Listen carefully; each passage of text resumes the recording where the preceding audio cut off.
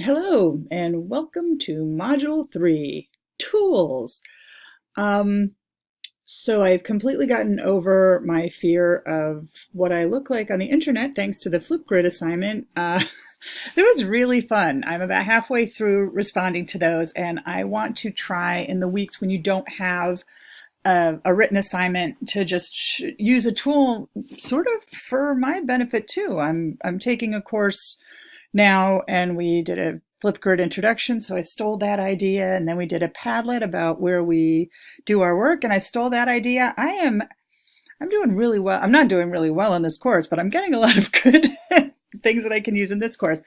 Um, which leads me to a conundrum, which is I feel like I'm not giving you a ton of resources at this point, at least this week and next week. There's not a ton of reading because, frankly, so much of the printed stuff is out of date. And what I really want for you to do is to look for things that interest you. In one of the Flipgrids, I can't remember who I was talking to, but somebody was saying they just need time to learn new stuff. She said I could, spend 4 hours just looking at LiveBinder, and I thought, well, excellent. Here's a venue that you can do that. So if you feel like you are being ripped off without having readings, let me know and I'll try to find more. But people have also been great about putting resources in the discussion. There will be more reading. Will be conventional, but I really want you to have time to explore. All right, enough about that. So this week, Module 3, we're looking at tools. There is a little bit of reading, this Nick Kellett, Which is Best, Tools versus Apps. I believe, I used to quote it in here, but now I've just given you the article. It's a short article, but he has an interesting perspective of what he considers a tool versus what he considers an app. And so I have my my little quote from Thoreau, and then how I divided tools and apps is, basically apps, tools help you organize, and apps do perform a task. I kind of like Kellett better, but I don't want to steal his ideas. So there you go. We have 3 different things that we're doing this week. We're looking at things that organize your stuff, things that help you find new stuff, and then because we are, after all, librarians, organizing your books and trying to find new books. So the organizing your stuff, it's all written down here, a lot about Google, and it was Megan who talked about Google and putting on her tinfoil hat. Grab it again, sister, because Google Classroom, the Google Suite, there's a lot there to look at. And we should be aware of it. My school is a Google school, and I actually just started, I'm the new journalism, the newspaper advisor, and we're using Google Classroom, which I've looked at it and to see what it does, but I've not actually used it with students. So I'm kind of excited about that. So we got a bunch of Google stuff, and then Digo and Delicious is gone. But social bookmarking, which is ways of keeping track of things. And, Pinterest, Tumblr, LiveBinder, Padlet, these are all different ways of doing it.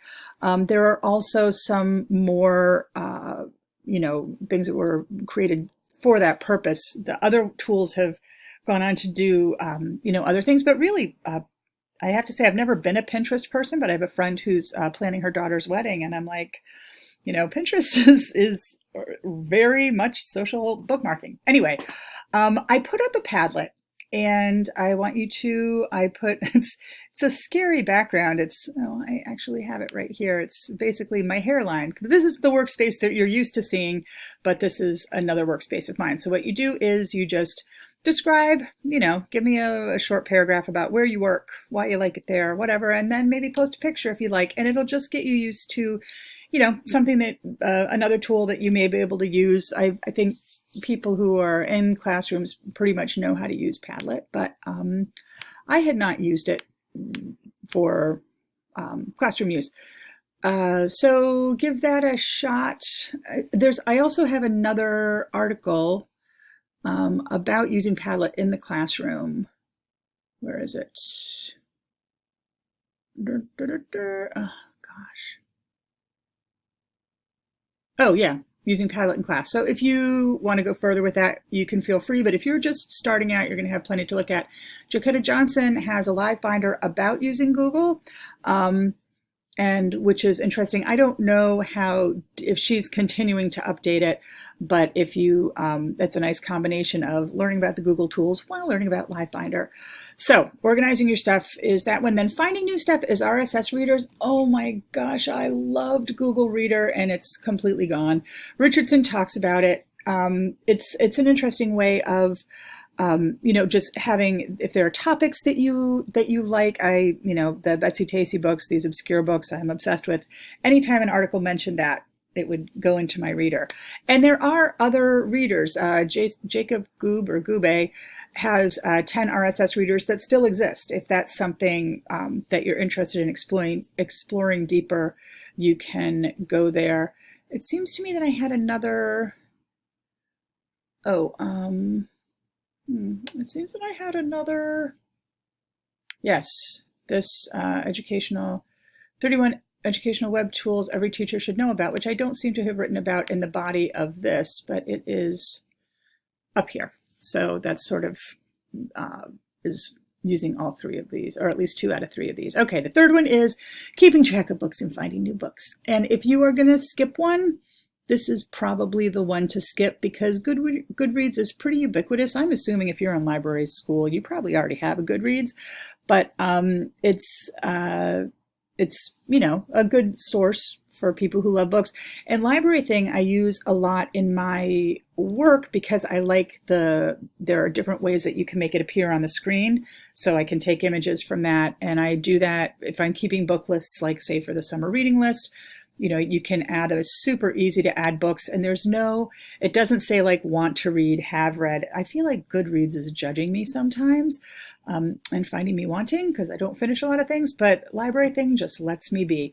It's not as robust. It's definitely, the redheaded stepchild of the book organization tools, but it's quite handy and people do like it. All right, so those are the 3 things we're doing, talking about organizing our stuff. Oh, signing up for a million things. You're going to be signing up for a million things. What I would do, let's stick it to Google.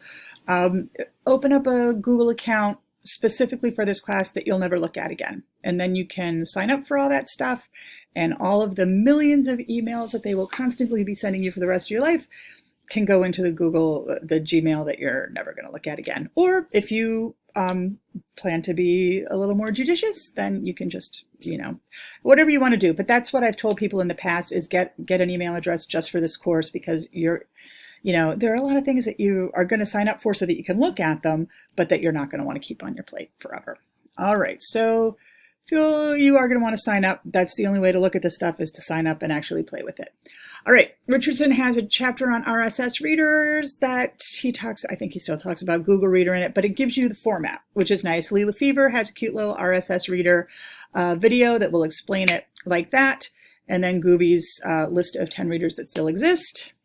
Already talked about the books, but wait, there's more. Wait, I don't remember this. Oh, there's the educational technology and mobile unit learning thing. So that is a list of 31 tools. I think it's from maybe 3 or 4 years ago. Is there a date on here? Oh, good Lord, Fecto.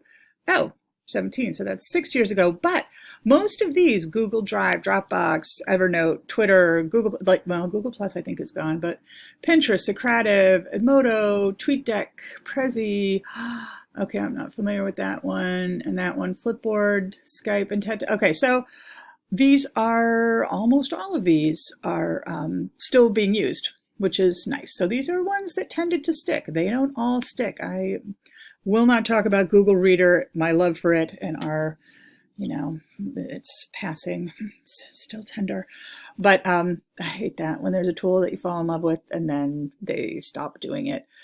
Delicious was a social bookmarking site that I loved, and I had a very robust one, and then they went under.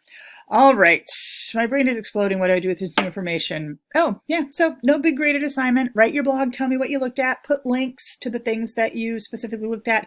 If you build something, if you make a Padlet and you want to share it with me, I'd love to look at it. Don't feel obligated. Work at your comfort level. Spend the amount of time that you need to spend to learn what you need to learn. And then just bring your whatever you forage for, bring it back to the discussion boards and talk about it there if you find any great resources, if there's, something that you really like. So I believe that is it for this week, and enjoy, and I'll see you next week, perhaps.